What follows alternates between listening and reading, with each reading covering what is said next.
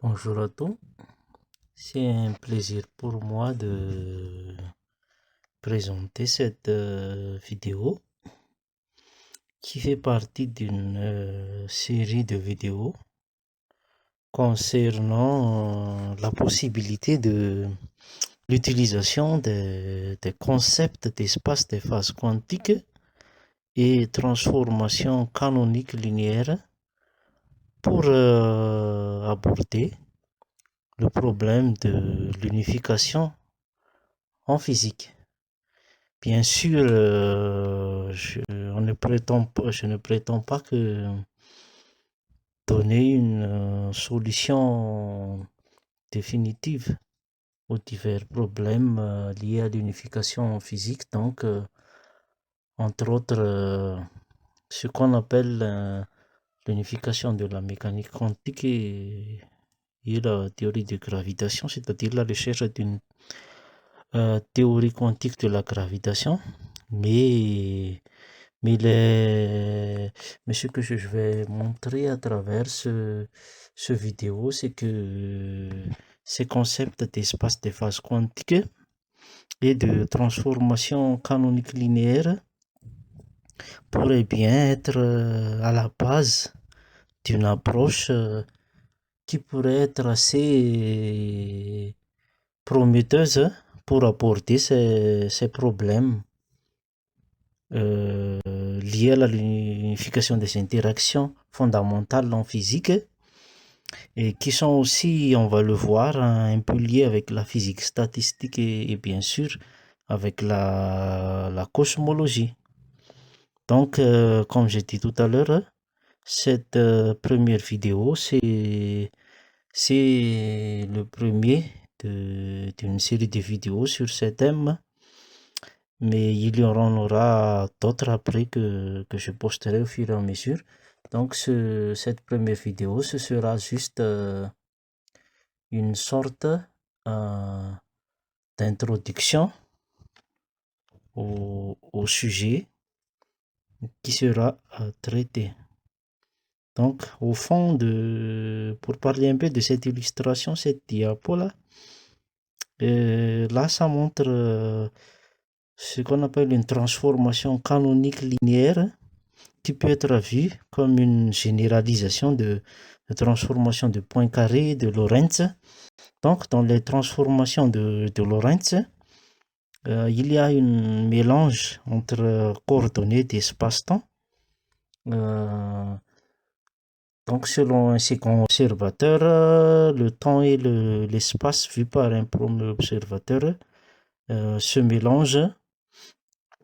Et donc, on le sait en théorie de la relativité, les transformations de Lorentz, ça correspond au changement de référentiel et dans lequel il y a donc une sorte de mélange des coordonnées d'espace et de temps.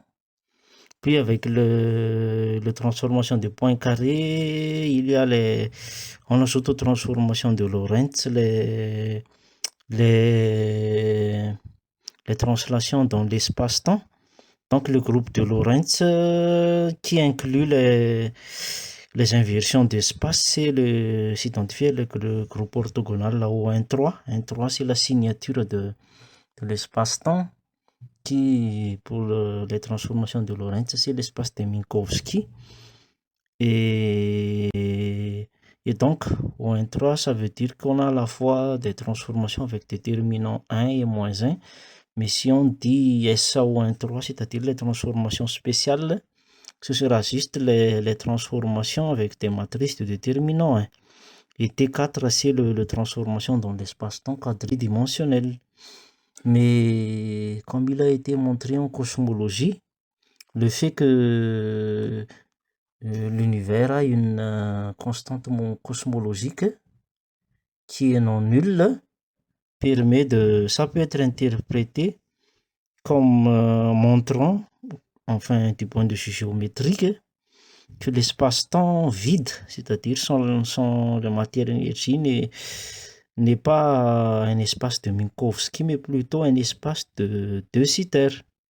Et cet espace de De Sitter avec une constante cosmologique non nulle, le groupe de symétrie, ce serait le groupe orthogonal 1, 4. Si on inclut à la fois les transformations de déterminant 1 et moins 1, mais c'est juste SAO 1, 4, spécial orthogonal 1, 4, si on considère uniquement les transformations de déterminant 1. Et si on suppose que le vide est donc un espace de De Sitter, alors il possédera un rayon, l'univers possédera un rayon de De Sitter grand R qui est lié par rayon de courbure, donc lié aux constantes cosmologiques par la relation R égale la racine de 3 sur lambda. Et un espace de Minkowski serait un espace de De Sitter, mais avec une constante cosmologique nulle, c'est-à-dire un rayon de courbure qui vaudra infini. Donc un peu l'analogue du plan pour une sphère, puisqu'un plan, on peut le voir comme une sphère de rayon infini, un rayon de courbure infini. Donc même chose, un espace de Minkowski peut être vu comme un espace de De Sitter du rayon de courbure, un rayon de courbure de De Sitter infini.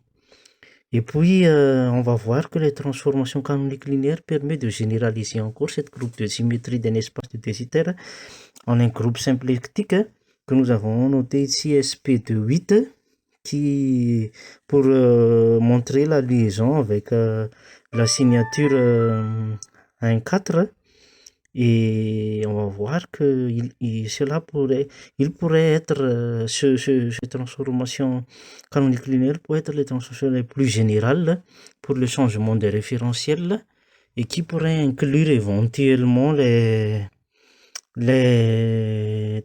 effets relativistes, pas relativistes, mais des effets quantiques liés à la constante h bar.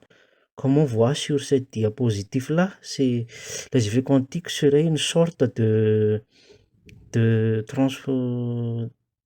qui correspondrait à une certaine transformation des coordonnées d'espace-temps en impulsion énergie et dans un espace de phase quantique qu'on définira plus tard, si on définira plus tard ce concept. Et les effets gravitationnels liés avec les constantes grand G se manifesteraient apparemment par une sorte de transformation de l'impulsion énergie en espace, en coordonnées d'espace-temps. Donc, c'est pas vraiment très différent du concept en relativité générale dans lequel on dit que la matière-énergie courbe l'espace-temps.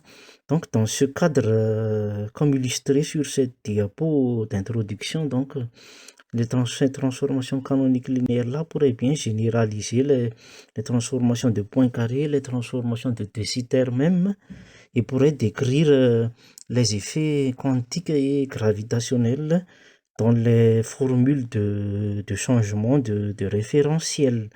Donc, on va aborder ça dans les séries de vidéos qui vont suivre, mais donc cette diapo illustre un peu le concept, le point de vue qui est derrière toutes des choses qu'on va discuter dans la suite. Donc, je vous invite à suivre d'abord cette première vidéo, puis ceux qui vont la, la, la compléter après. Donc, on va passer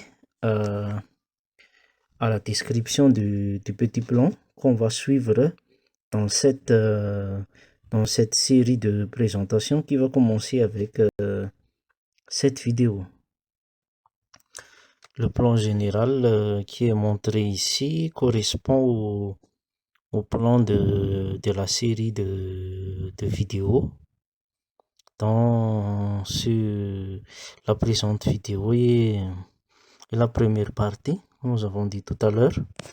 Donc, dans cette première partie, nous allons voir une introduction dans laquelle nous allons parler du contexte de la physique moderne, des théories de la relativité, de la mécanique quantique, qui sont les piliers de cette physique moderne.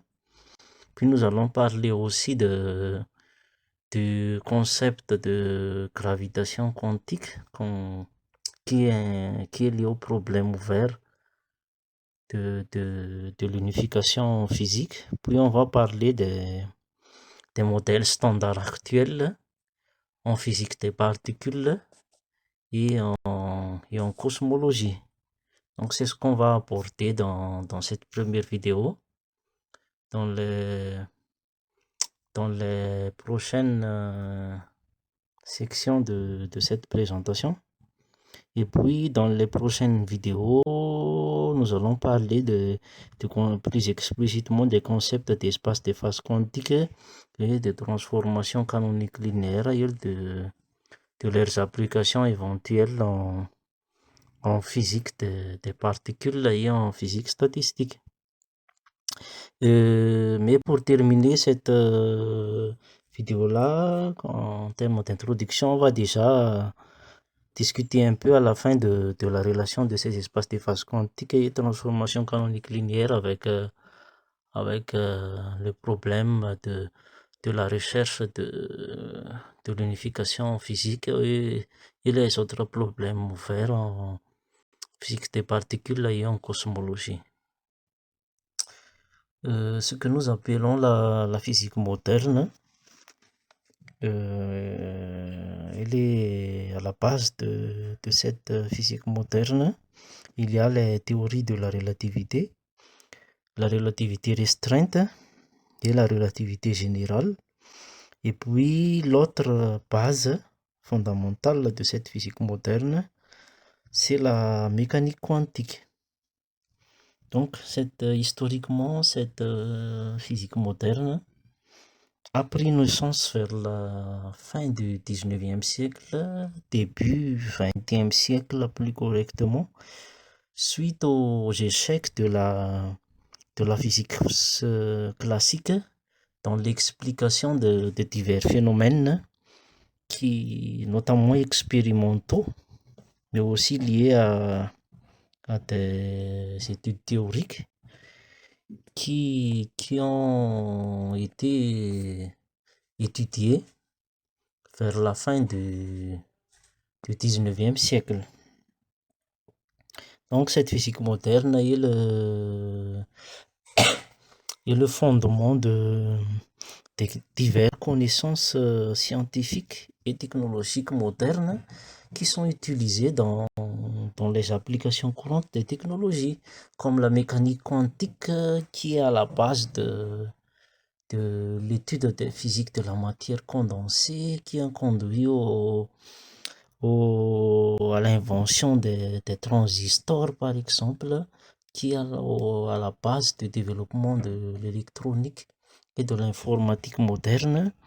Puis la théorie de la relativité qu'on utilise aussi partout pour des calculs de précision, par exemple la relativité générale qu'on utilise pour dans les calculs pour les localisations par GPS. Donc vraiment, cette physique moderne-là, c'est la base de ce que nous avons comme technologie de pointe actuellement. Pour la naissance de cette physique moderne, à la fin du 19e siècle, il a été montré notamment par les expériences de Michelson et Morley que la lumière n'obéit pas aux résultats classiques de composition des vitesses et que la vitesse de la lumière est la même dans tous les référentiels. Ce résultat issu des expériences de Michelson-Morley, c'est l'un des postulats de base de la théorie de la relativité restreinte, qui postule donc que la vitesse de la lumière est la même dans tous les référentiels, c'est-à-dire c'est un invariant fondamental dans le changement de référentiel. Et puis l'autre postulat de la relativité restreinte, c'est que les lois de la physique doivent être les mêmes dans tous les référentiels. Donc ça c'est le principe de la relativité qui existe déjà dans la physique classique, mais qui est complété par l'autre postulat, c'est-à-dire l'invariance de la vitesse de la lumière pour former la théorie de la relativité restreinte. Donc, c'est ces deux postulats-là qui sont à la base de la théorie de la relativité restreinte. Puis, pour la relativité générale, il a divers Einstein, Albert Einstein, qui est, comme on le connaît, le principal le principal acteur dans la formulation de la théorie de la relativité. Donc, il a ajouté au principe de la relativité à l'invariance de la vitesse de la lumière le, le principe d'équivalence qui dit plus ou moins que la masse gravitationnelle, c'est-à-dire la masse impliquée dans l'interaction gravitationnelle, est équivalente à la masse d'inertie d'un objet, c'est-à-dire la masse qui résiste à l'accélération. Donc, dans les relations fondamentales de la dynamique, nous écrivons F égale ma. M, c'est la masse d'inertie. Ça, c'est d'une part. D'autre part, quand on écrit la loi de l'attraction gravitationnelle de Newton, c'est plutôt euh, la masse gravitationnelle qui est impliquée, mais le principe d'équivalence postule que ces deux masses sont exactement équivalents. Donc ça conduit au fait que il y a une sorte de similarité entre accélération et gravitation. Et puis donc la gravitation peut être traduite après comme une sorte de manifestation de la courbure de l'espace-temps, comme on le mentionne souvent quand on parle de relativité générale. Donc, ça c'est pour les théories de la relativité. Et puis, pour la mécanique quantique, il y a le problème du rayonnement du corps noir qui n'a pas pu être expliqué dans le cadre de la thermodynamique et la physique statistique classique, mais qui est de la théorie de l'électromagnétisme, qui était la théorie classique pour décrire la lumière, les ondes électromagnétiques. Mais donc, pour résoudre le problème du rayonnement du corps noir, Max Planck a introduit le concept de quantification de l'énergie. Donc, il a postulé que l'énergie ne pouvait être échangée qu'en petits paquets. Donc, c'est ce principe de quantification après qui a, qui a été étendu par Einstein pour décrire l'effet photoélectrique, donc, qui est aussi l'un des phénomènes non explicables dans la physique classique. Puis, donc, selon Einstein, donc après la lumière avait aussi un caractère corpusculaire. Mais selon la théorie de l'électromagnétisme, la lumière a un caractère ondulatoire. Donc, une sorte de double nature de la lumière conduit au concept de dualité entre corpuscule pour la lumière. Puis, Louis de Broglie a étendu cette dualité à toutes les particules, même les particules de matière, donc comme l'électron. Et c'est cette dualité entre corpuscules qui est par la suite aboutit à la naissance de la mécanique quantique. La théorie de la relativité restreinte a été principalement formulée par Albert Einstein vers 1905. Donc, avant lui, divers physiciens ont déjà étudié un peu dans des domaines plus ou moins liés avec cette théorie-là. Donc, comme Henri Poincaré, comme Lorentz et d'autres.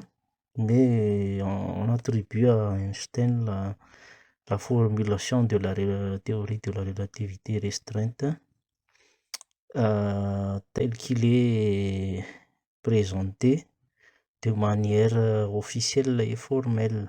Donc, cette théorie de la relativité restreinte, elle doit être prise en compte par rapport à la physique classique lorsque les énergies cinétiques des particules sont comparables à leur énergie de masse au repos. Donc, selon la formule d'Einstein, à une particule de masse m et associée à une énergie au repos qui vaut mc carré, avec c la vitesse de la lumière. Donc, lorsque l'énergie cinétique des particules est comparable avec cette énergie au repos, on doit tenir compte des effets de la relativité restreinte. Et on a ce cas lorsque la vitesse des particules elles-mêmes sont comparables à la vitesse de la lumière. Pour la relativité générale, elle est particulièrement significative. Donc les effets décrits par la relativité générale sont particulièrement significatifs lorsqu'on a des densités d'énergie et impulsions assez élevées qui se manifestent par des fortes déformations de l'espace-temps. Et on doit alors décrire la gravitation avec une théorie relativiste. Donc ce genre de phénomène apparaît par exemple dans ce qu'on appelle les trous noirs, qui sont connus comme des entités que même la lumière ne peut pas s'échapper de l'effet gravitationnel d'un trou noir. C'est pour ça qu'on les appelle trous noirs. D'ailleurs, mais donc cette relativité générale-là, elle est valide lorsqu'on a des grandes densités d'énergie, impulsions, des grandes masses qui ont des effets significatifs sur la déformation de l'espace-temps. Mais lorsque ces densités sont plus faibles, on peut se contenter de la théorie de la gravitation de Newton, mais toutefois, si on veut des grandes précisions, il faut tenir compte des corrections de la relativité générale. C'est par exemple le cas dans les calculs de localisation par GPS, où il faut considérer la relativité générale pour avoir des corrections adéquates, puisque si on ne tient pas compte des calculs de relativité générale, il y a des erreurs qui sont liées aux dilatations du temps sous l'effet de la gravitation et sous l'effet des vitesses des satellites dans l'espace qu'on utilise dans ces localisations GPS. Ces défauts sont de l'ordre de microsecondes de temps, mais ça peut entraîner, si on multiplie le microsecondes par la vitesse de la lumière, ça peut entraîner des erreurs de quelques kilomètres dans les localisations. Mais alors, quand on tient compte de la relativité générale, on peut avoir les précisions qu'on a maintenant avec ces GPS-là. Donc, ça montre l'importance de considérer la physique fondamentale même dans des applications très pratiques. Puis, pour la mécanique quantique, qui est principalement basée sur qui est issue du principe de la dualité entre corpuscules. Donc, les effets quantiques deviennent particulièrement significatifs lorsque les dimensions des systèmes considérés sont comparables avec ce qu'on appelle la longueur d'onde de Broglie des particules. Donc cette longueur d'onde lambda vaut h sur p, avec h la constante de Planck, qui a une valeur assez petite. Cette constante-là, la dimension d'une énergie multipliée par une temps, donc la dimension d'une action. Donc cette constante-là, h, est assez petite, et p, c'est les impulsions des particules. Donc en mécanique classique, p égale à mv, m la masse, v la vitesse. Mais en relativité aussi, il y a notre expression de p, mv sur racine carrée de m moins v carré sur c carré, qui tient compte de la finitude de la vitesse de la lumière, de l'invariance de la vitesse de la lumière.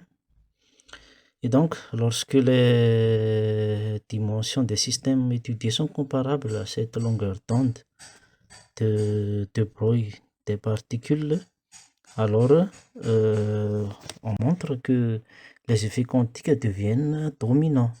Donc c'est le cas par exemple à l'échelle nanométrique, c'est-à-dire à l'ordre de 10-9 mètres, dans lequel, par exemple, les longueurs d'onde des électrons deviennent comparables au système qui les contiennent. Donc, les effets quantiques liés au mouvement des électrons se manifestent dans ces systèmes-là, par exemple, par la quantification des énergies possibles de ces électrons. Et bien sûr, au-dessous de cette échelle nanométrique, les effets quantiques se manifestent dans tous leurs états, dans la dynamique des particules, donc notamment à l'échelle atomique et subatomique, au-delà de l'angstrom, c'est-à-dire au-dessous du 10 à la puissance moins 10 mètres. Et ces effets quantiques-là aussi, c'est particulièrement notable à très basse température, lorsque les impulsions des moyennes des particules deviennent très petites, donc la longueur d'onde devient grande, et donc il y a manifestation des caractères ondulatoires qui sont typiques des effets quantiques aussi. Mécanique quantique telle que nous la connaissons actuellement, c'est-à-dire sa formulation de base, a été réalisée et même finalisée dans les années 1925 et 1930, notamment par des grands noms, les fondateurs, Max Planck, Albert Einstein, Niels Bohr, Werner Heisenberg, Erwin Schrödinger, Max Born, Jordan, Wolfgang Pauli, Paul Dirac et John von Neumann qui a donné une sorte de formulation axiomatique. Donc, dans les années 30, on a pratiquement la formulation de base de la mécanique quantique telle que nous les connaissons, basée sur les espaces de Hilbert et la théorie des opérateurs linéaires.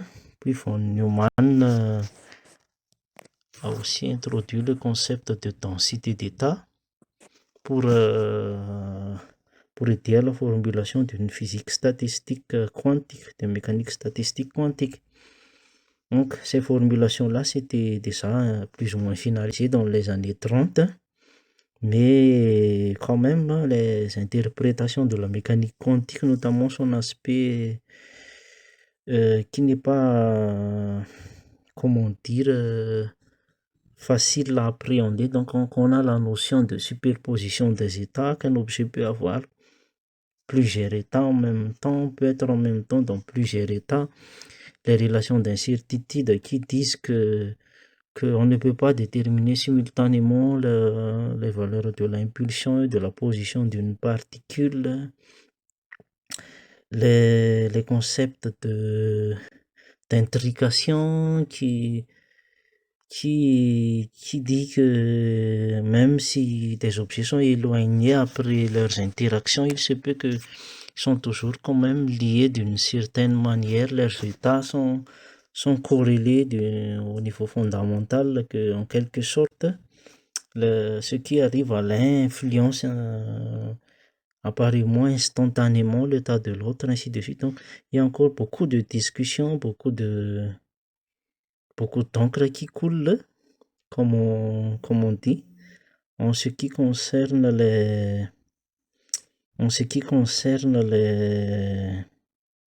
l'interprétation de la mécanique quantique. Donc, il y a encore ce qu'on appelle le problème de la mesure quantique qui, qui, euh, qui correspond au fait que lors d'une mesure, il est prévu par les postulats que l'état d'un système quantique, avant la mesure, il peut être dans une superposition d'états, c'est-à-dire une combinaison linéaire de plusieurs états en même temps, mais après une mesure, seul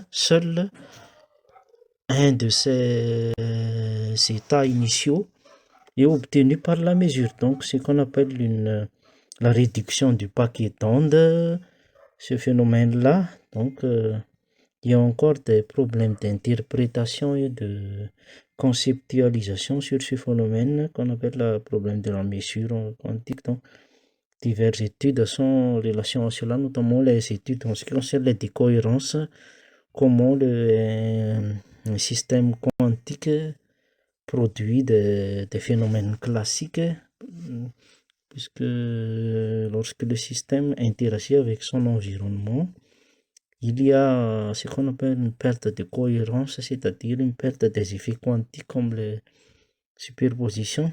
Donc, l'étude de la décohérence est plus ou moins l'étude du problème de la mesure quantique. Donc, ce sont divers sujets. Il y a la mécanique quantique qui reste des sujets d'actualité et d'études. Il y a aussi le problème de l'opérateur à temps en mécanique quantique qui correspond au fait que est-ce que l'existence ou non d'un opérateur à temps en mécanique quantique, si le temps est seulement un paramètre ou s'il peut être mis au statut d'opérateur comme les autres grandeurs quantiques. Donc ça aussi c'est un problème de la mécanique quantique. Puis les recherches et études concernant l'information quantique dans le développement de ce qu'on appelle l'informatique quantique. Donc, ainsi de suite, tout ça, c'est donc le domaine de la mécanique quantique, la physique quantique est encore très riche en termes de recherche. Donc, ça reste, il y a encore beaucoup de questions qui restent des sujets d'actualité, de recherche dans ce domaine, qui est d'ailleurs actuellement, depuis quelques décennies, on parle d'une seconde révolution quantique, puisque la première révolution correspond à l'utilisation de la mécanique quantique à l'invention des transistors et l'essor de l'électronique. Maintenant, la seconde révolution est attribuée à l'invention de l'informatique quantique, des ordinateurs quantiques. Donc, c'est encore un sujet, un domaine très très large. Mais continuons notre discussion sur la petite historique de la physique moderne. Donc, après la mécanique quantique, donc pour l'émulation de base de la mécanique quantique, on a les physiciens des années 30, 50, 70 ont apporté l'unification de la mécanique quantique avec la relativité restreinte. Donc, cette étude-là a mené à ce qu'on appelle la formulation de la théorie quantique des champs.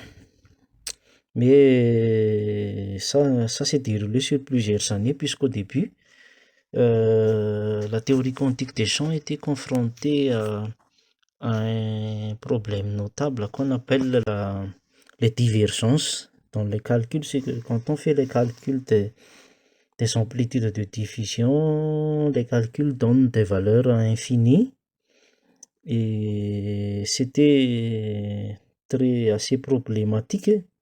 Mais cela n'a été résolu que beaucoup plus tard, avec l'invention d'une technique qu'on appelle la renormalisation, qui consiste plus ou moins à redéfinir des paramètres dans la théorie, donc à admettre que divers paramètres doivent avoir des valeurs finies qui correspondent aux résultats expérimentaux. Et la formulation a été modifiée de telle sorte que ces paramètres-là correspondent aux valeurs expérimentales. Donc, la renormalisation nécessite la mesure, les valeurs expérimentaux des paramètres. Et donc, la formulation de la théorie quantique des champs ainsi réalisée a permis après, par contre, d'avoir des succès, des grands succès, comme par exemple avec l'électrodynamique quantique, qui a permis de décrire des choses fondamentales comme le moment magnétique intrinsèque de l'électron, qui est calculé avec une précision célèbre, une très grande précision avec l'électrodynamique quantique. Cette électrodynamique quantique introduit les concepts de particules virtuelles qui, du fait de l'existence de la relation d'incertitude, peuvent exister pendant une certaine durée de temps, tant que l'incertitude sur leur énergie est en accord avec la relation d'incertitude. Donc, ces notions-là aussi sont liées à ce qu'on appelle les diagrammes de Feynman qui permettent de faire des calculs en théorie quantique des champs avec une approche relativement schématique et moins abstrait. Donc, la théorie quantique des champs, c'est une théorie très très riche, formulée sur plusieurs années, achevée dans les années 50 et 70. Et d'ailleurs, la physique des particules actuelle, telle que nous le connaissons, est basée sur cette théorie quantique des champs. Mais après, avec le succès de l'unification de la mécanique quantique avec la relativité restreinte, les champs ont porté l'unification de la mécanique quantique avec la relativité générale, c'est-à-dire la formulation d'une théorie quantique de la gravitation. Mais il s'est avéré que ce problème-là reste encore jusqu'à ce jour le principal problème ouvert de la physique moderne. Donc, il s'est avéré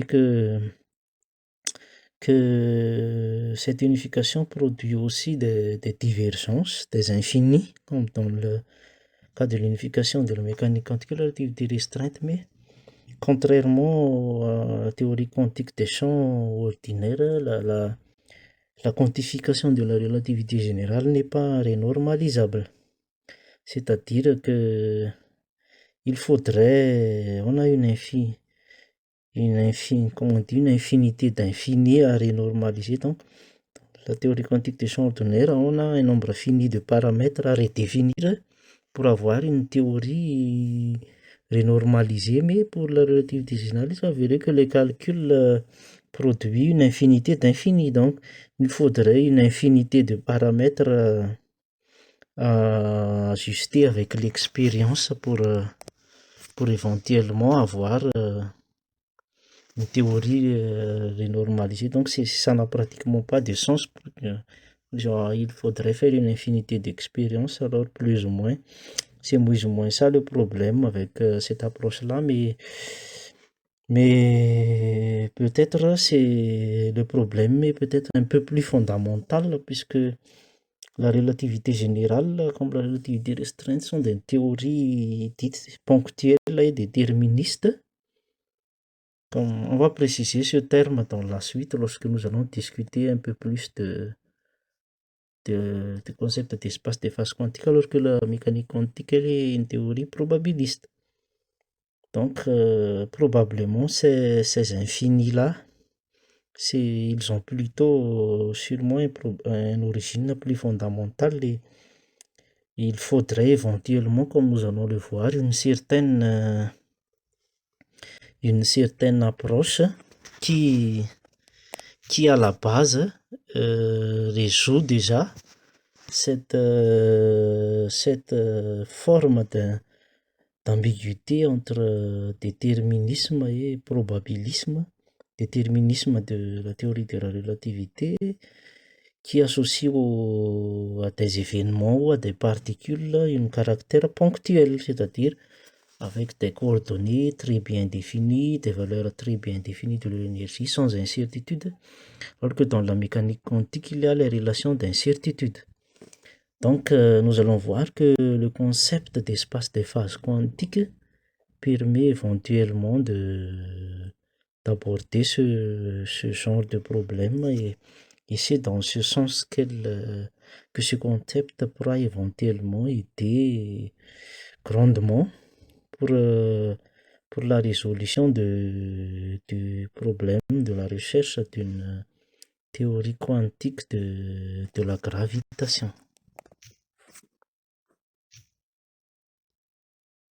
La recherche d'une théorie quantique relativiste de la gravitation est étroitement liée avec la physique des particules et la cosmologie. Donc, la cosmologie, par définition, c'est l'étude de l'univers et de son évolution globalement. Puis, pour la physique des particules, donc, nous avons actuellement le modèle standard de la physique des particules qui a été formulé vers les années 1970.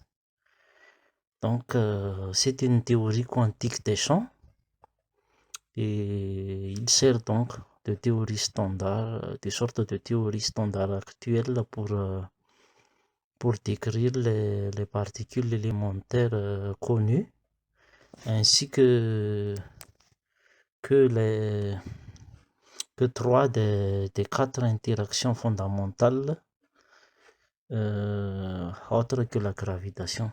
Donc, il y a quatre interactions fondamentales: l'interaction électromagnétique, l'interaction nucléaire faible, l'interaction nucléaire forte et l'interaction gravitationnelle.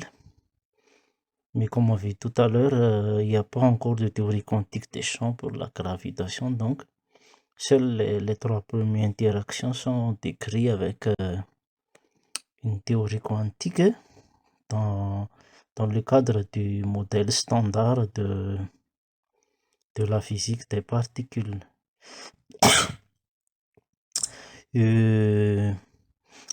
L'interaction électromagnétique, celle qui est très proche de notre ciel quotidien, elle intervient dans la cohésion des atomes, l'attraction entre le, le noyau atomique et les électrons autour du noyau. C'est globalement une interaction électromagnétique, donc principalement électrostatique, mais on a aussi une partie magnétique comme les interactions entre les moments magnétiques intrinsèques des électrons et des protons liés au concept de spin. Mais donc globalement, l'interaction électromagnétique est responsable de la formation d'un atome à partir du noyau et de ses électrons. Puis, c'est encore l'interaction électromagnétique qui est en œuvre dans la formation des liaisons chimiques entre les atomes pour avoir les molécules ou les matières condensées comme les solides et les liquides. Donc, tout ça, au fond, il y a l'interaction électromagnétique. Il intervient aussi, bien sûr, dans l'interaction entre le rayonnement électromagnétique comme la lumière, les rayons X, les rayons ultraviolets ou infrarouges. Lorsque ces rayonnements-là interagissent avec la matière, c'est principalement une interaction électromagnétique.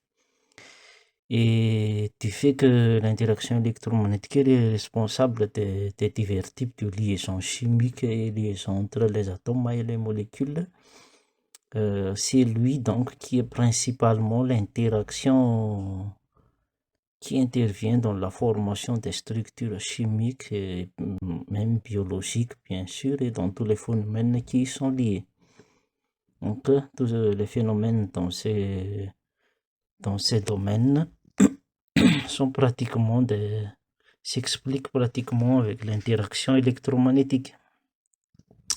Puis, il y a l'interaction nucléaire faible qui intervient principalement dans les phénomènes de radioactivité bêta moins ou bêta plus des noyaux atomiques et aussi dans des réactions de fusion nucléaire.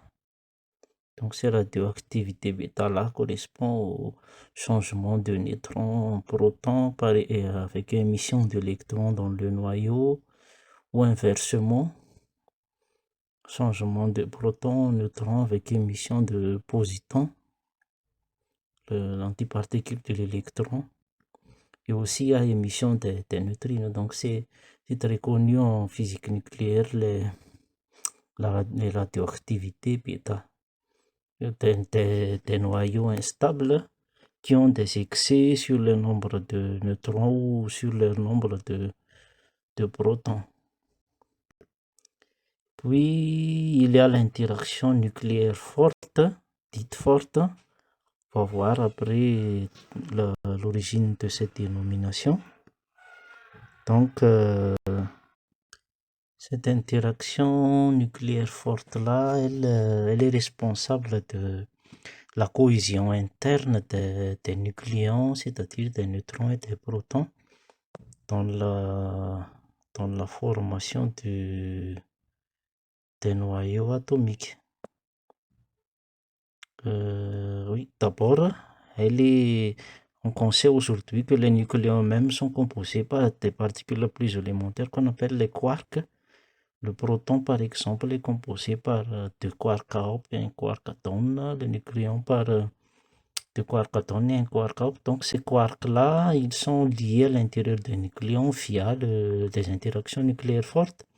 Et puis les nucléons eux-mêmes sont liés dans les noyaux atomiques à cause d'une extension de cette interaction nucléaire forte entre les quarks. Et donc, on le sait par exemple que les protons sont de charge positive, donc ils se repoussent via l'interaction électromagnétique dans le noyau, puisqu'ils ont les mêmes charges, mais cette interaction électromagnétique-là, elle est beaucoup plus faible par rapport à ce qu'on appelle l'interaction nucléaire forte, de sorte que c'est l'interaction nucléaire forte qui domine dans le noyau et qui assure la stabilité des noyaux atomiques.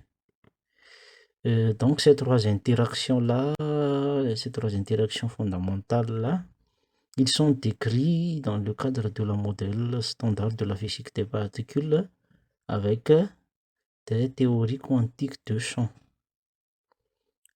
Puis les champs en question décrivent les particules élémentaires de ce modèle standard, qui sont les quarks. Les quarks, ce sont par exemple qui composent les nucléons. Et puis les leptons comme l'électron, les muons, les tachons, on va voir tout à l'heure. Le modèle standard prédit aussi l'existence du célèbre boson de Higgs, qui a été officiellement découvert expérimentalement au sein de Large Hadron Collider de CERN récemment en 2012 si je me souviens bien. Et puis dans ce modèle standard aussi, donc ce boson de Higgs, son importance, c'est sur le modèle standard, il explique l'existence des masses des particules. Et puis, à part le boson de Higgs, donc à part le boson de Higgs, le modèle standard comprend aussi des champs qui correspondent aux bosons médiateurs des interactions. Donc pour l'interaction électromagnétique, le médiateur, ce sont les photons. Pour les interactions nucléaires faibles, ce sont les bosons W+, W-, Z0, qui sont contrairement aux photons. Les photons n'ont pas de masse, ce qui correspond que l'interaction électromagnétique a une portée infinie, théoriquement infinie, mais les bosons, pour l'interaction faible, ont des masses. Donc, cette interaction a une portée qui est finie, donc qui est d'ailleurs de l'ordre de 10 à la puissance moins 18 mètres. Et puis, pour l'interaction forte, il y a les gluons. Les gluons sont aussi théoriquement sans masse, mais une spécificité de l'interaction forte est que les gluons interagissent eux-mêmes via l'interaction forte. Donc, c'est l'interaction nucléaire forte a aussi les conséquences de ce fait que l'interaction forte a aussi une portée qui est finie, qui est de l'ordre de 10-15 mètres. Alors, globalement, c'est le modèle standard de la physique des particules. Il faut aussi noter que toutes les particules du modèle standard sont sensibles à l'interaction nucléaire faible, mais les leptons ne sont pas sensibles à l'interaction nucléaire forte. Puis, avec le modèle standard de la physique des particules, l'autre modèle standard qui est intimement lié avec la physique moderne, c'est le modèle standard de la cosmologie qu'on appelle le modèle lambda CDM. Ce modèle lambda CDM là, il utilise le modèle standard de la physique des particules ainsi que la physique statistique pour décrire les particules que nous appellerons ordinaires. Ce sont les particules telles que les existences sont prédites et décrites dans le modèle standard de la physique des particules. Et puis, ce modèle standard de la cosmologie, pour décrire la gravitation, utilise la théorie de la relativité générale, donc en particulier pour décrire les structures à grande échelle et l'évolution à grande échelle de l'univers, qui est régi par l'interaction gravitationnelle. Donc, ce modèle utilise la relativité générale. Donc là, bien sûr, comme il n'y a pas une unification non triviale du modèle standard de la physique des particules et de la relativité générale, mais chacun de ces outils sont utilisés dans le modèle standard de la cosmologie dans leur domaine d'application. Donc, au fond, c'est une approximation, mais la modèle standard de la physique des particules est pratiquement utilisée pour décrire les phénomènes au niveau des particules, alors que la relativité générale, c'est plutôt les phénomènes à grande échelle dans lesquels elle intervient globalement. Et le nom de ce modèle, lambda CDM, vient du fait que pour expliquer certaines observations comme l'expansion accélérée de l'univers, l'accélération de l'expansion de l'univers qui a été découvert il y a quelques décennies, autour de, si je me, peut-être autour des années 1998. Il y a eu la confirmation observationnelle de cette expansion accélérée de l'univers.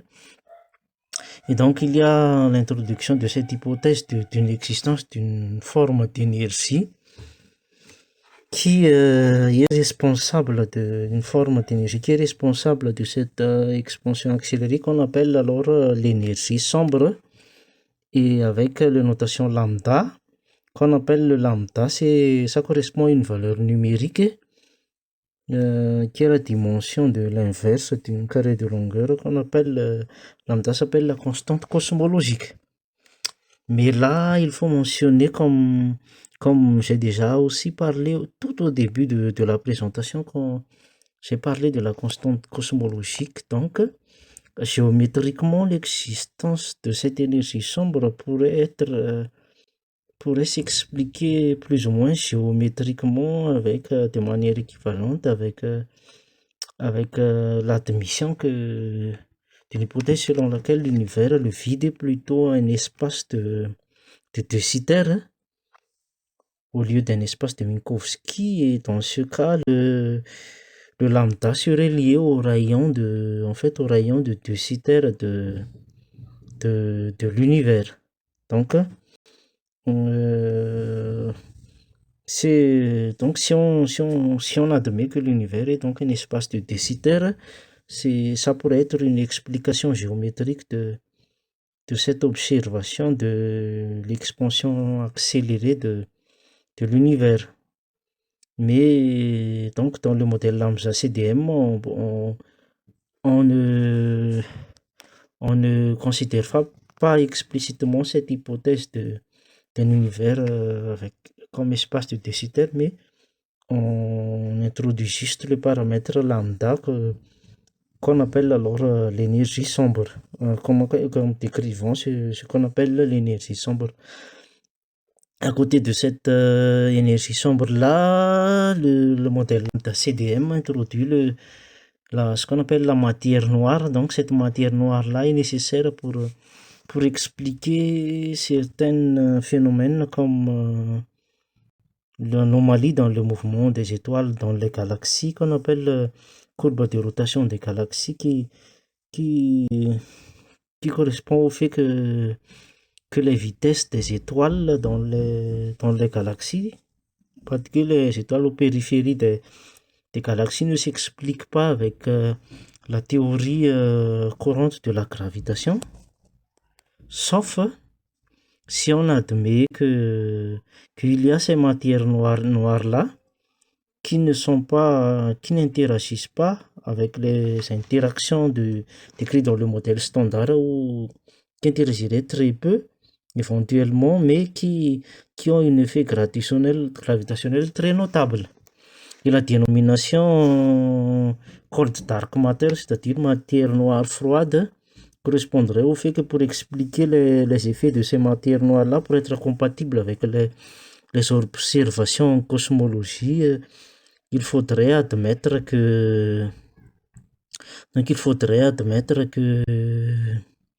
que ces matières noires-là sont non relativistes, c'est-à-dire, c'est pour ça le terme froide, pour dire que il correspond à des vitesses, des énergies cinétiques qui sont faibles devant la vitesse de la lumière.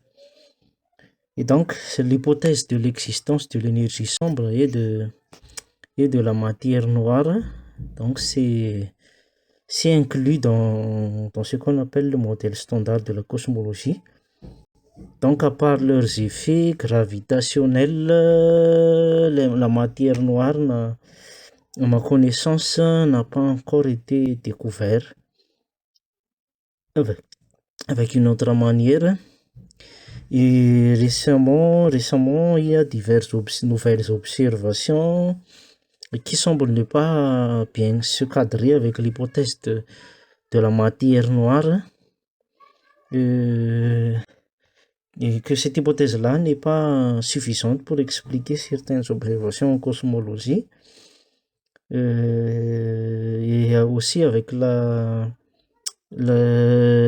lancement du célèbre télescope James Webb, on annonce de nouvelles observations en cosmologie comme l'existence des galaxies considérées comme précoces, c'est-à-dire qui ont existé beaucoup plus tôt que ce que le modèle standard de la cosmologie prédit éventuellement. Donc, des existences de ces galaxies-là ou d'autres phénomènes encore ne semblent pas maintenant se cadrer bien avec le modèle standard de la cosmologie. Donc, tout ça pour dire que le modèle standard de la cosmologie possède encore divers inconvénients qui restent à améliorer, à des questions qui restent à résoudre. Et donc, il y a ces questions vertes en cosmologie aussi. Puis, comme on va le voir après, d'autres objets comme les trous noirs, met à mal aussi le modèle standard de la cosmologie. Leur description nécessite éventuellement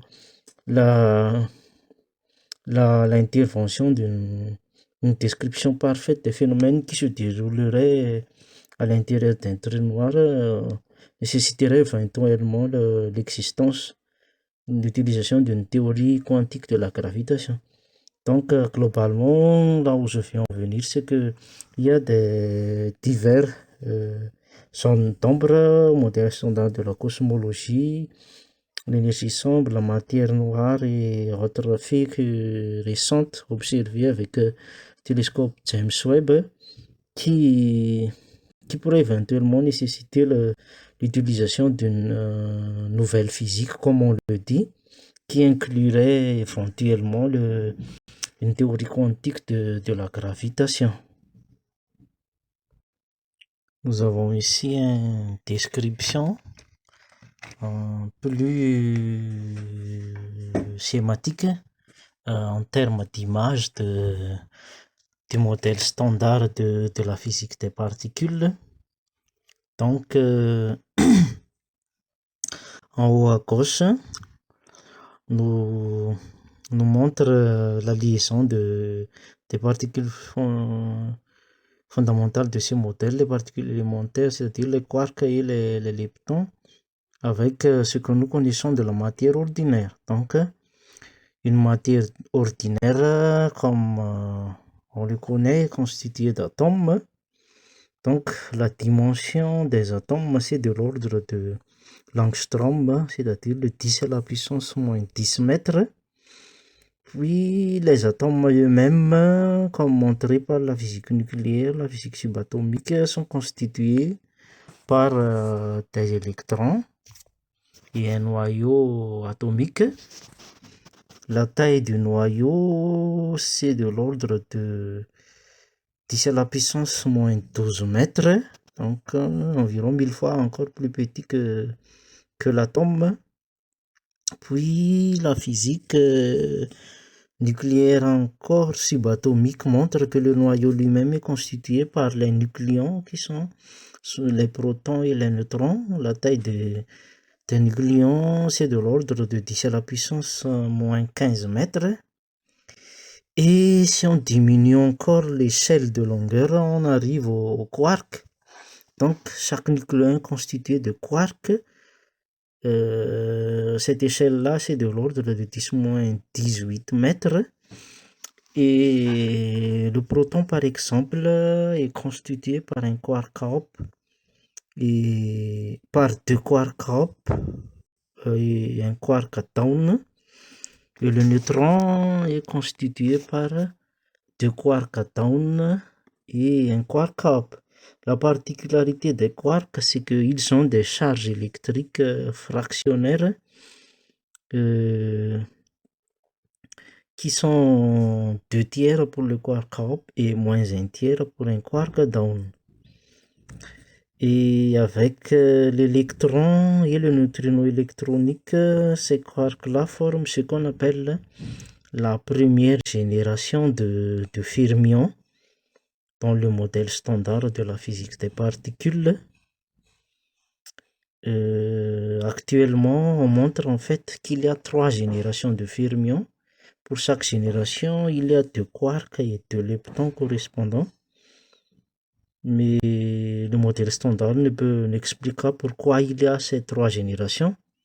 Donc on est même pas sûr à 100% qu'il existe uniquement 3 générations. Donc il n'y a pas encore d'explication théorique qui dit pourquoi il y a 3 générations et s'il y a uniquement 3 générations. Mais en tout cas, on connaît actuellement ces 3 générations-là de fermions. Le deuxième et troisième génération, pour ces 2 dernières générations, on a des particules instables, de sorte que en fait la matière ordinaire est principalement composée par la première génération, comme nous avons dit tout à l'heure. Les nucléons sont principalement composés par des quarks up et des quarks down. L'électron, c'est le lepton qui tourne autour du noyau atomique. Il y a son neutrino électronique. Puis, comme on a dit tout à l'heure, les interactions dans le modèle standard sont décrites avec les bosons médiateurs, les gluons pour l'interaction forte, les photons pour l'électromagnétique, les bosons Z et W pour l'interaction faible. Il y a le boson de Higgs qui permet d'expliquer qui correspond au champ, le champ de Higgs, le champ correspondant au boson de Higgs qui permet d'expliquer dans le cadre du modèle standard de la physique des particules l'existence des masses des particules. L'étude expérimentale de ces particules élémentaires, Ces structures ultimes de la matière se fait avec la physique des hautes énergies qui utilise donc les accélérateurs de particules. Donc, euh, on va y revenir après, mais avant, on va décrire un peu le diagramme que nous avons en bas, qui montre les quatre interactions fondamentales, quelques-uns de leurs caractéristiques, avec les noms des théories qui leur correspondent. On doit aussi à une échelle d'énergie et l'échelle du temps. Et on voit que cette description-là montre comment ces interactions-là se sont différenciées après la naissance de l'univers via un Big Bang selon le modèle standard de la cosmologie. Donc, l'univers est né suite à un événement qu'on appelle le Big Bang. Mais on va se focaliser un peu plus sur ce modèle cosmologique plus tard, mais pour le moment, on va se focaliser plutôt sur les interactions fondamentales et donc sur le modèle standard de la physique des particules. Donc, l'interaction le plus connue, découvert après la gravitation, découvert historiquement après la gravitation, c'est l'interaction électromagnétique. Donc, cette interaction-là peut être caractérisée par sa constante de couplage, notée alpha ici, équivaut 1 sur 137. Donc, c'est constante de couplage sans dimension. En fait, pour comparer les interactions fondamentales, on peut les associer des constantes de couplage sans dimension. Et la comparaison de ces constantes de couplage-là permet d'avoir une comparaison des intensités. Il faut dire que ces constantes de couplage-là varient en fait, leur valeur varie en fonction de l'échelle d'énergie considérée, c'est-à-dire l'ordre de l'énergie des particules qui interagissent. Donc, les valeurs des constantes de couplage qui sont données ici, c'est l'échelle d'énergie à l'échelle du proton dans le noyau, c'est-à-dire l'échelle d'énergie ordinaire dans un atome qui est dans les environs de l'électron-volt et du méga-électron-volt. Donc, puisque, comme on le sait, les énergies de liaison d'un électron avec un proton, c'est de l'ordre de l'électron-volt. Et les ordres des interactions dans le noyau, c'est de l'ordre du méga-électron-volt. Donc, ces échelles-là, de l'électron-volt, méga-électron-volt, milli-électron-volt, la constante de couplage de l'interaction forte, si on lui donne une valeur équivaut 1, alors par rapport à cela, la,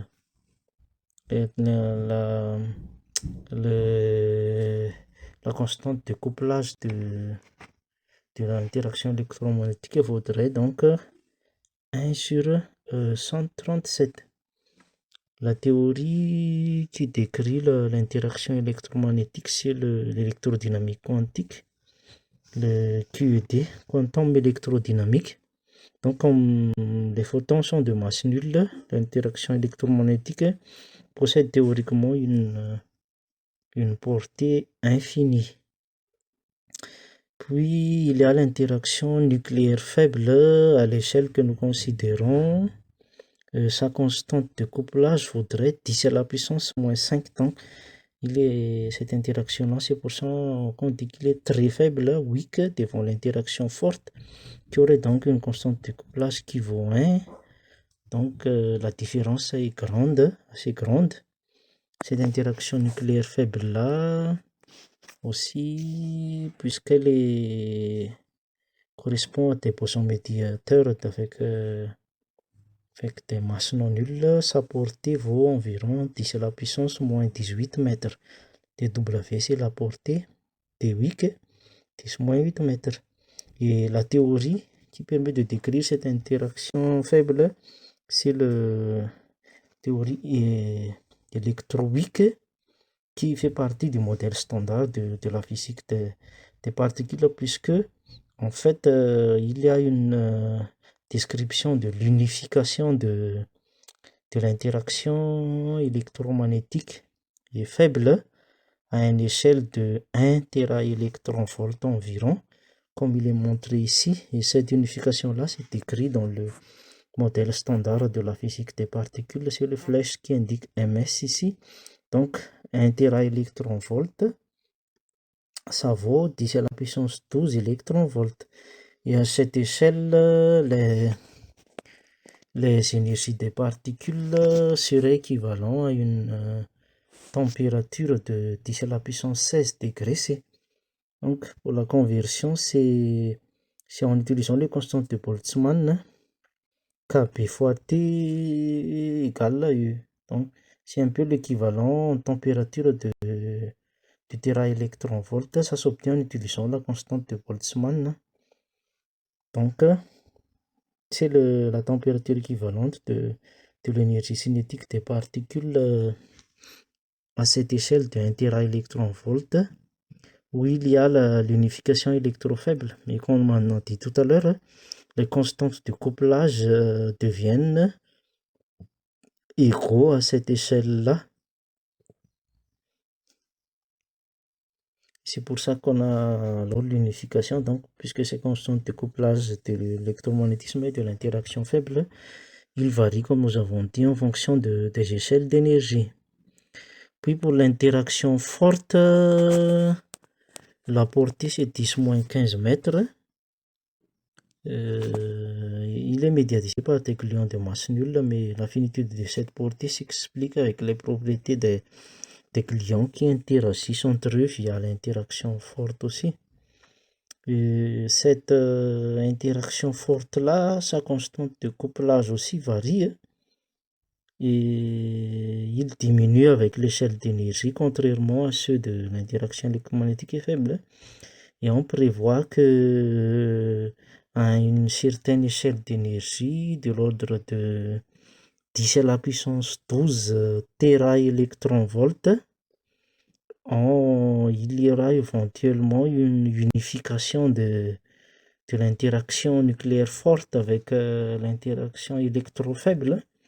Et cette échelle-là c'est ce qu'on appelle l'échelle de la grande unification. Donc, il n'existe pas encore actuellement de théorie qui décrit de manière satisfaisante cette grande unification, puisque le modèle standard permet uniquement d'avoir une théorie de l'unification électrofaible. Mais même dans le modèle standard, l'interaction forte est décrite séparément avec la QCD et le quantum chromodynamique. Il y a déjà eu des gens qui ont essayé de formuler ces théories de grande unification, mais ils se heurtent encore à des preuves expérimentales solides. Diverses prédictions de ces théories de grande unification, comme l'existence de nouvelles particules ou l'existence de l'instabilité du proton, n'ont pas encore été prouvées expérimentalement. Donc, jusqu'à maintenant, il n'y a pas encore, à ma connaissance, de théorie de grande unification qui permet de décrire de manière satisfaisante cette unification entre interaction électrofaible et interaction forte. Et puis le dernier type d'interaction qui n'est même pas encore décrit dans le modèle standard, c'est l'interaction gravitationnelle. Historiquement, c'est la première interaction qui a été découverte, puisque à l'échelle quotidienne, on a l'effet de la gravitation, le mouvement des planètes, le mouvement de la Lune autour de la Terre, ou la chute des objets, le fait que les objets soient attachés à la Terre, s'explique par l'interaction gravitationnelle. Mais donc jusqu'à maintenant, il n'y a pas encore de théorie quantique de cette interaction gravitationnelle-là, comme nous avons dit tout à l'heure. Hein. Il y a l'échelle d'un proton, l'échelle de l'électron-volt, du mégaélectron-volt, l'intensité de la constante de couplage de l'interaction gravitationnelle faudra 10 à la puissance moins 40. Donc, il est pratiquement négligeable son effet est pratiquement négligeable devant les trois autres interactions. Par contre, il est aussi prédit, on estime, donc ça reste quand même des hypothèses, que cette constante de couplage augmente aussi avec l'énergie et qu'à une échelle qu'on appelle l'échelle de Planck, qui est de l'ordre de 10-35 mètres en distance, ou de 10 à la puissance 12 à 10 à la puissance 15 téraélectronvolts en énergie. Et on estime que ce genre d'échelle, c'est celle qui a existé lorsque environ 10 à la puissance moins 43 secondes après le Big Bang. Donc, à cette échelle-là, on estime qu'il devrait éventuellement y avoir une unification des quatre interactions, c'est-à-dire leur constat de couplage deviennent uniques, ils deviennent seul type de force, et qu'il y a donc à cette échelle-là une seule type d'interaction qui se manifeste. On peut décrire ce diagramme en sens inverse et dire que après le Big Bang, il y a une sorte de changement de phase dans l'univers, comme un peu analogue quand un gaz se refroidit et devient liquide ou devient solide. Donc, la phase de l'univers aussi a changé. On peut éventuellement que c'est ce changement de phase de l'univers-là qui a entraîné une sorte de différenciation entre les différentes interactions qui existent dans la nature. Et ces échelles d'énergie-là, donc, c'est caractéristique du Big Bang. Donc, c'est de l'ordre de 10 à la puissance 15 téraélectronvolts. Donc, si on relie un peu avec ce que nous avons au quotidien, comme dit tout à l'heure, un téraélectronvolt, ça vaut 10 à la puissance 12 électronvolts. Un électronvolt, par définition, c'est l'énergie acquise par un électron, l'énergie cinétique acquise par un électron, s'il est accéléré avec un potentiel, avec une différence potentielle de 1 volt. Donc, cet électron-volt aussi, c'est typiquement l'ordre de grandeur, l'énergie en œuvre dans les liaisons atomiques, dans les liaisons dans les molécules, qui est la liaison d'attachement des électrons au noyau. Donc, par exemple, l'électron dans l'atome d'hydrogène, l'énergie de liaison faut 13,6 électronvolts. Pour les énergies de liaison des solides, c'est un peu plus moins de 10 électronvolts. Donc, l'électronvolt, c'est pratiquement l'échelle d'énergie mise en œuvre dans les réactions chimiques. Puis, c'est aussi l'énergie des rayonnements des photons qui constituent les rayonnements ultraviolets et visibles. Pour les visibles, c'est plutôt de milliélectronvolts. Et puis, si on augmente l'échelle d'énergie, pour les photons, on obtient les rayons X dans l'énergie. Pour un photon de rayon X, c'est environ 1 kV, c'est-à-dire 10 à la puissance 3 électronvolts. Puis, il y a les rayons gamma qui sont émis dans la radioactivité gamma des noyaux. Donc l'énergie des rayons gamma, c'est de l'ordre de mégaélectronvolts, 10 à la puissance 6 électronvolts. Et donc, ces énergies-là, c'est typique des réactions nucléaires. L'énergie de liaison d'un noyau, par exemple, c'est de l'ordre de 8 mégaélectronvolts. Et puis, si on augmente encore l'énergie, on atteint le gigaélectronvolt, 10 à la puissance 9 électronvolts. Et puis, finalement, le téraélectronvolt, 10 à la puissance 12 électronvolts, qui est l'échelle typique de l'unification électrofaible, comme nous avons dit tout à l'heure, qui est donc là déjà étudiée expérimentalement, puisque dans le Large Hadron Collider du CERN actuel à Genève, l'énergie de collision, donc dans cet accélérateur de particules-là, Grand Collider, on fait la collision de protons pour atteindre des énergies de collision de 13,6 téraélectronvolts environ.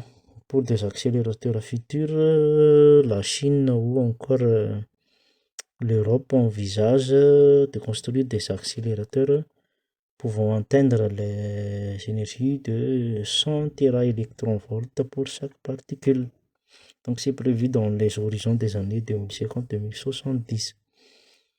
Mais donc, ça se rapproche des échelles encore de la physique de haute énergie qui permettra éventuellement de découvrir de nouveaux phénomènes au-delà du modèle standard de la physique des particules.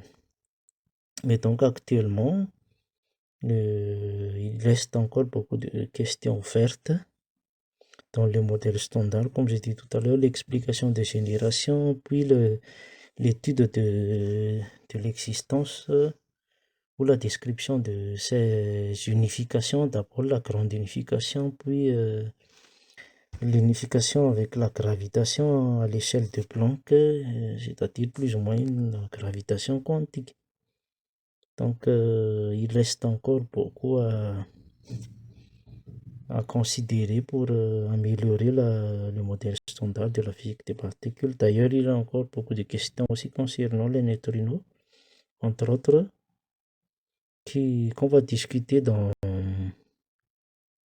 les parties, dans les prochaines parties de la série de vidéos qui vont venir après.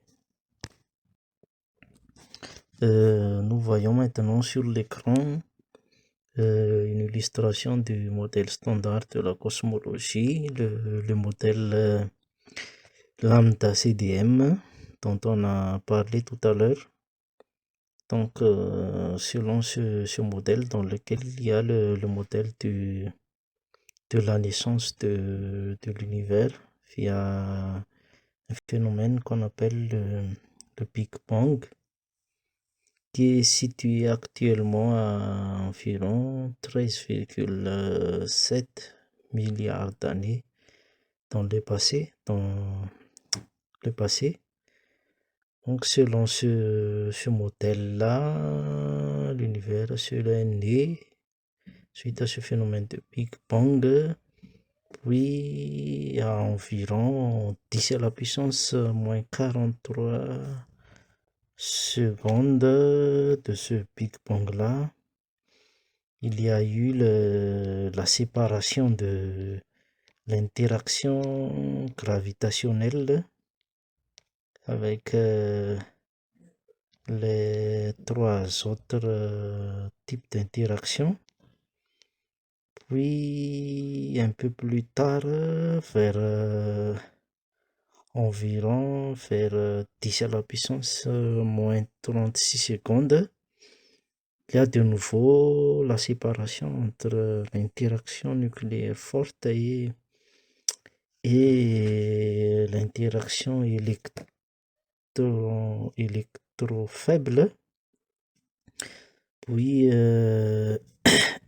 donc, à ce moment-là, dans l'univers, on distingue trois forces, trois interactions, la gravitation, l'interaction nucléaire forte et l'interaction électrofaible.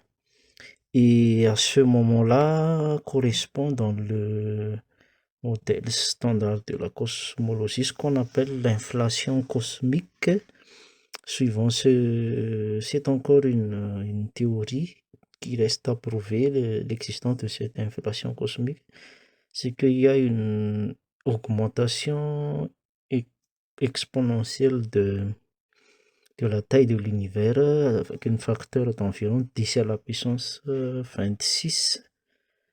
Donc, c'est à ce moment-là, l'univers a grandi d'une manière phénoménale, donc un facteur de taille de 10 à la puissance 26. Puis, un autre phénomène après ceci, vers environ 10 à la puissance moins 12 secondes après le Big Bang, des échelles d'énergie d'environ 1 téraélectronvolt. Il y a eu la séparation entre l'interaction nucléaire faible et l'interaction électromagnétique. Donc, cette séparation-là, qui est l'inverse de l'unification électrofaible décrite dans le modèle standard de la physique des particules, donc c'est déjà assez bien décrit avec les connaissances actuelles, contrairement aux deux autres phénomènes de séparation qui l'ont précédé. Et après cette séparation-là, donc, on distingue les quatre forces, les quatre types d'interactions qui sont d'interactions fondamentales qui sont connues actuellement. Donc, l'électromagnétique, l'interaction nucléaire faible, l'interaction nucléaire forte et l'interaction gravitationnelle.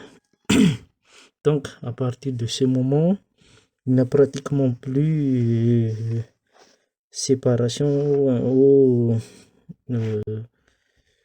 différenciation d'interaction, mais l'évolution de l'univers a continué. Et une autre étape marquante, c'est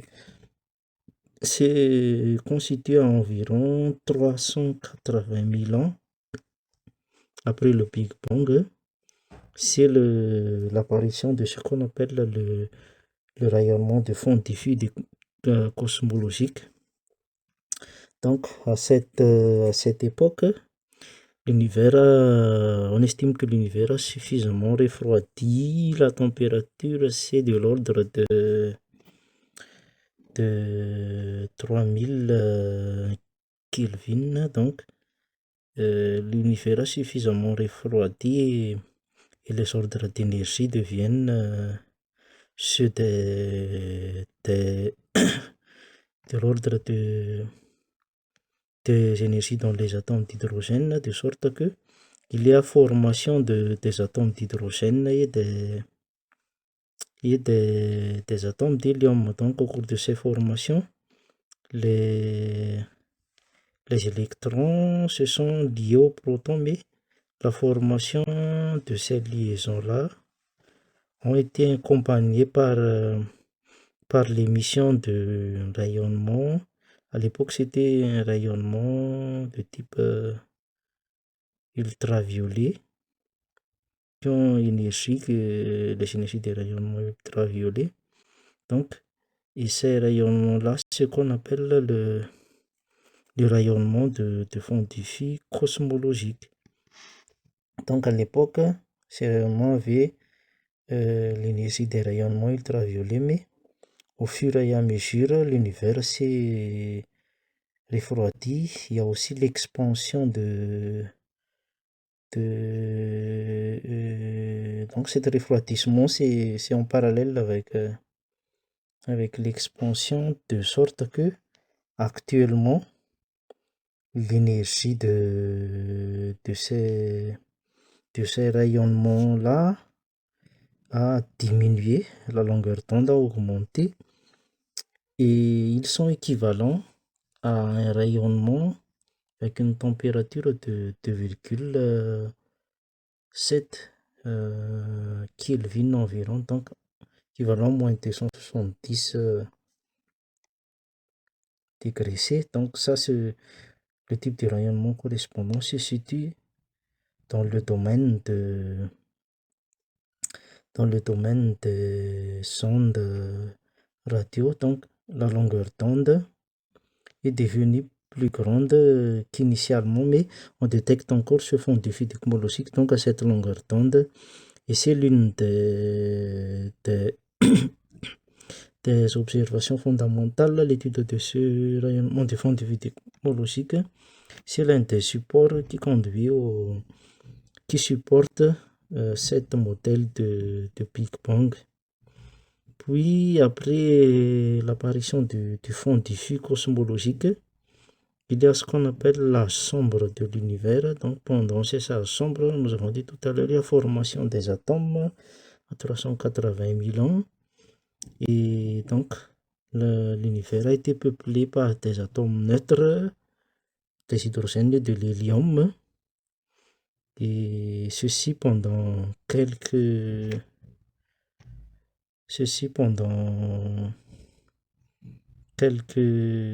jusqu'à quelques millions d'années. Mais après cet âge dit sombre, il y a eu la formation des étoiles qui ont émis de la lumière. Donc l'adjectif sombre se réfère au fait que entre les rayonnements, entre l'émission du rayonnement, la formation des atomes avec l'émission du rayonnement fond diffus cosmologique, il n'y avait rien dans l'univers qui émette de rayonnement de la lumière avant l'apparition des étoiles. Donc, c'est l'apparition de ces premières étoiles marque la fin de la sombre de l'univers. Puis après, il y a toute l'évolution qui suit, l'apparition des systèmes planétaires, l'apparition des galaxies, et ainsi de suite. Donc, globalement, c'est le modèle de Big Bang tel que décrit par le modèle standard de la cosmologie. Et actuellement, on estime encore que l'expansion de l'univers continue. Donc, cette expansion, mathématiquement, se caractérise par le fait que la distance entre deux points quelconques de l'univers augmente avec le temps. Donc, pour ça, on parle d'expansion. On pourrait se poser la question, une expansion dans quoi? Donc, mais c'est pas vraiment la question qu'il faut se poser, parce que même si on suppose que l'univers serait infini, lorsque la distance entre deux points quelconques augmente avec le temps, on peut toujours parler d'expansion. Donc la manière la plus simple de comprendre cette expansion, c'est de dire que même si deux points de l'univers paraissent immobiles, leur distance augmente avec le temps. Donc, c'est pour cela on parle d'expansion de l'univers. Donc, l'univers est une sorte d'entité. Donc, c'est une variété qui, mathématiquement, on peut le voir comme une variété. Et les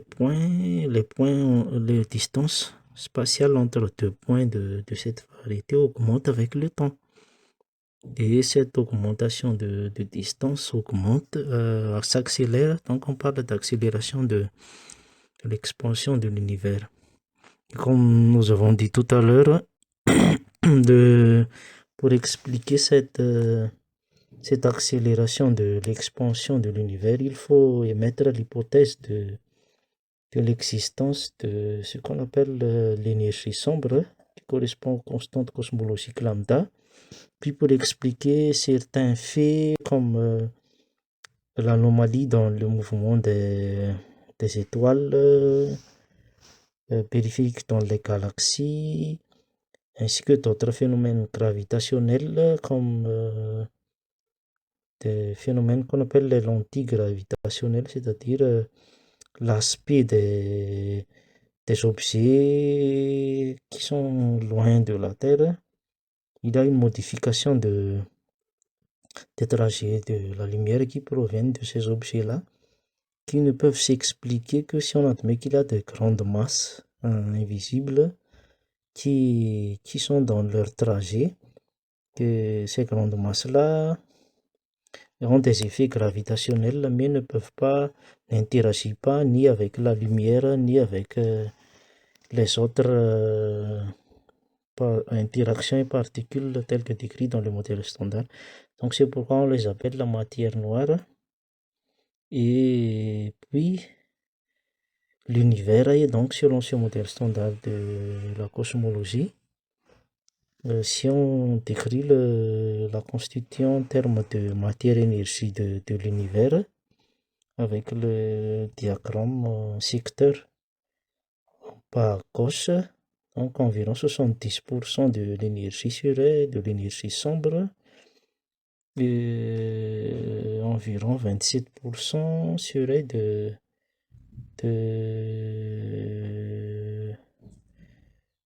de la matière noire, et seulement environ 5% de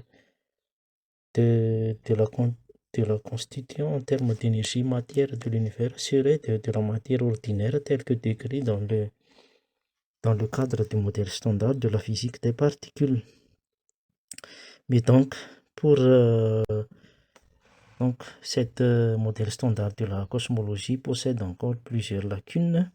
D'ailleurs, comme il a été déjà mentionné tout à l'heure, avec les nouvelles observations, notamment avec des télescopes comme le James Webb, on découvre encore des divers phénomènes qui semblent un défi pour ce modèle standard de la cosmologie, comme la découverte ce qu'on appelle les galaxies ou les étoiles précoces dont l'âge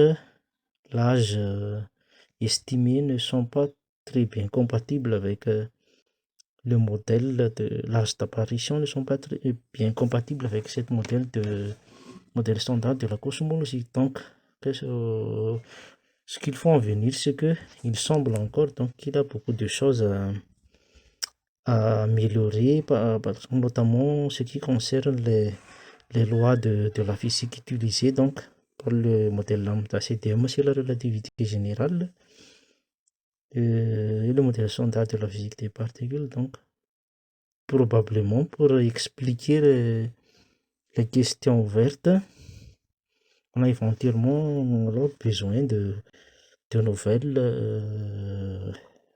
une nouvelle physique, de nouvelles manières de décrire ces lois-là.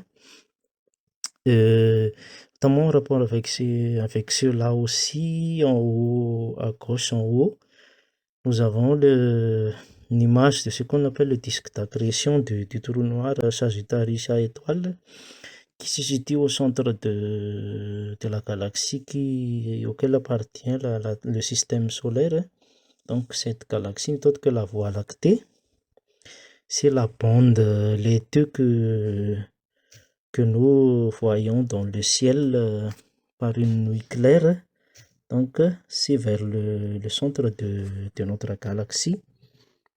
C'est vers cette bande laiteuse-là, puisque le Soleil et la Terre, en fait, ça se trouve un peu à la périphérie de cette Voie lactée-là. Donc, on estime qu'au centre de cette Voie lactée-là, il y a un trou noir. Donc, et en 2022, il y a une image obtenue par un réseau de télescopes qu'on appelle les 20 horizons télescopes. Donc, c'est plus ou moins une image de synthèse, mais avec plusieurs données, mais on estime que ça représente une image relativement directe de cette trou noir supermassif au centre de la Voie lactée. Donc, un trou noir, c'est une région de l'espace-temps dans laquelle la relativité générale prédit que la courbure de l'espace-temps tend vers l'infini. Donc, on appelle ça une singularité en termes de relativité générale. Mais donc, les phénomènes liés au trou noir ne sont pas en fait très bien décrits avec le modèle standard de la cosmologie, mais nécessitent éventuellement une théorie quantique de la gravitation aussi. Donc, tous ces mystères-là, ça reste des problèmes ouverts de la modèle standard de la cosmologie qui serait typiquement aussi intimement lié avec le problème ouvert du modèle standard de la particule et des particules et de la physique moderne. Donc, nous avons vu tout à l'heure le modèle standard de la physique des particules et le modèle standard de la cosmologie qui résume plus ou moins la frontière des connaissances liées à la physique moderne. Donc, il y a donc les divers problèmes ouverts dans ces modèles-là qui nécessitent des études plus poussées, des études supplémentaires afin d'y remédier. Donc, comme nous avons mentionné tout au début de cette vidéo introductive, les concepts d'espace de phase quantique et de transformation canonique linéaire pourraient éventuellement être à la base d'une nouvelle approche pour apporter la résolution de ces problèmes. Alors ces concepts-là, donc ils peuvent concerner les fondements et les formulations mathématiques de la physique quantique, de la physique des particules, ainsi que la physique statistique. Donc la physique statistique, c'est un peu le pont entre la mécanique et la thermodynamique.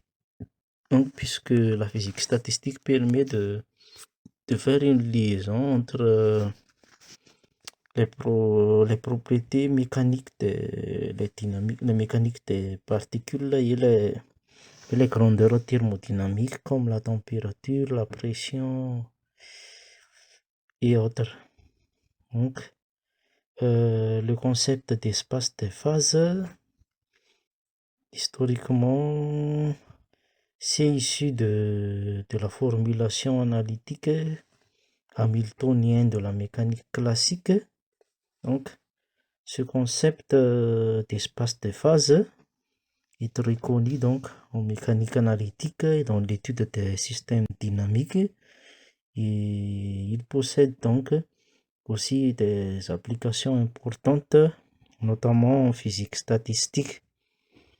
Mais il faut noter que ce concept d'espace de phase classique n'est pas compatible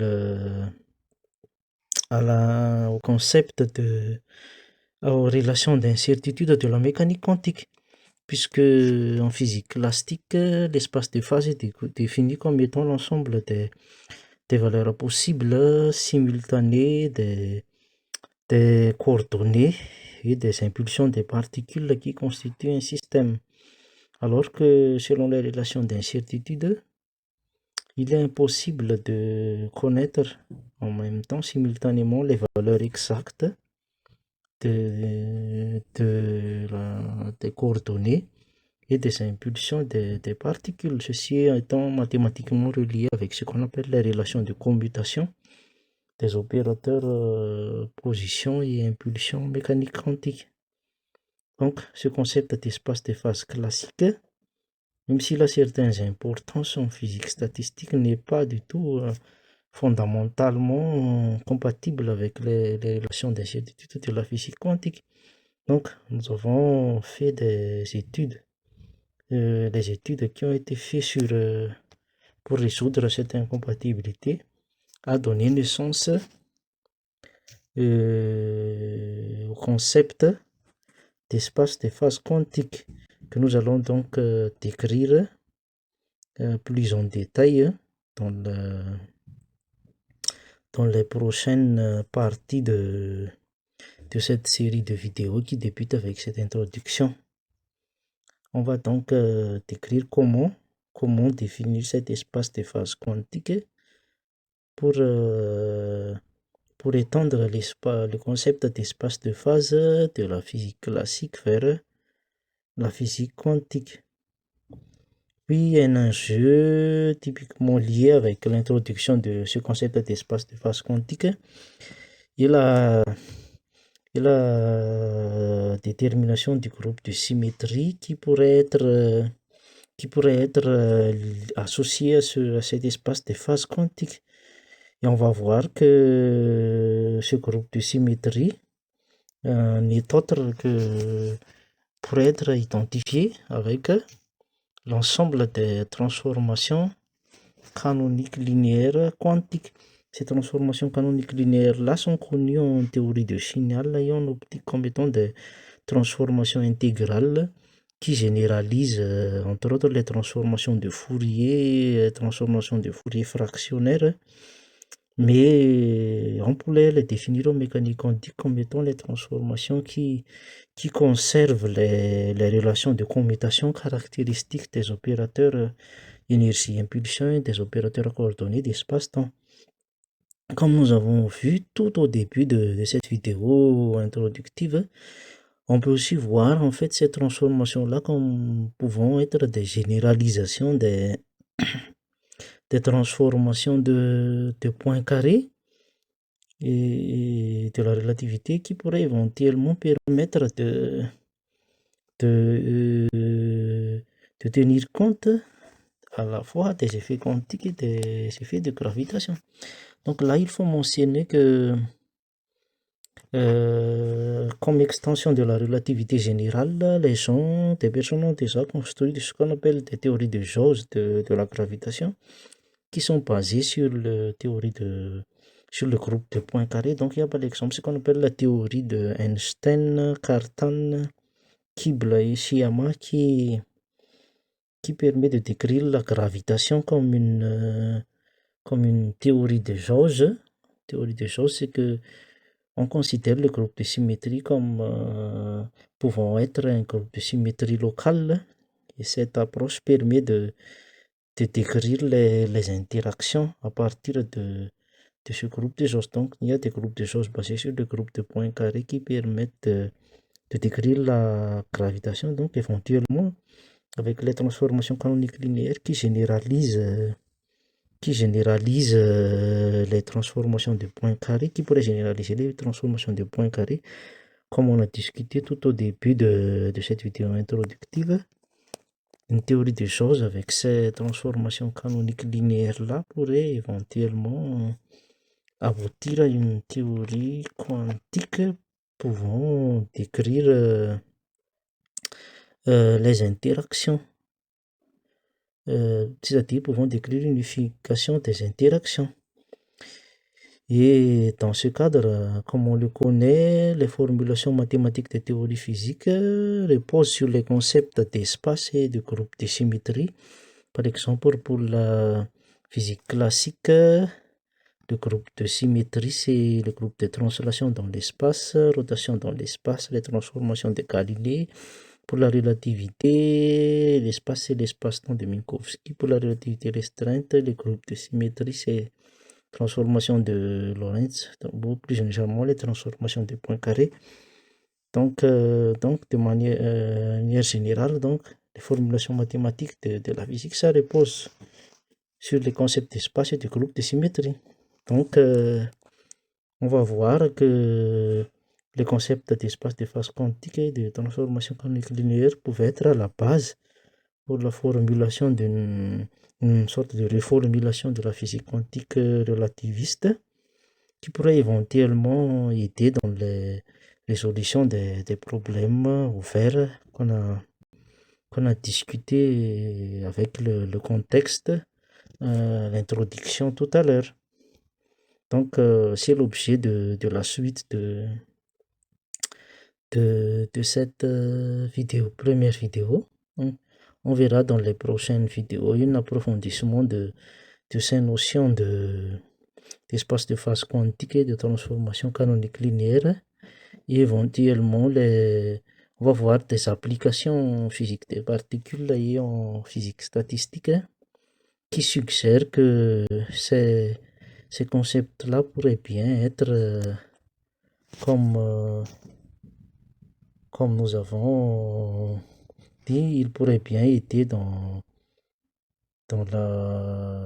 une nouvelle formulation de la physique qui pourrait être utile pour la résolution des problèmes qui sont ouverts dans cette physique moderne. Donc sur ce, nous terminons cette vidéo introductive. On se retrouve donc dans les prochaines on se retrouve dans les prochaines vidéos pour la suite.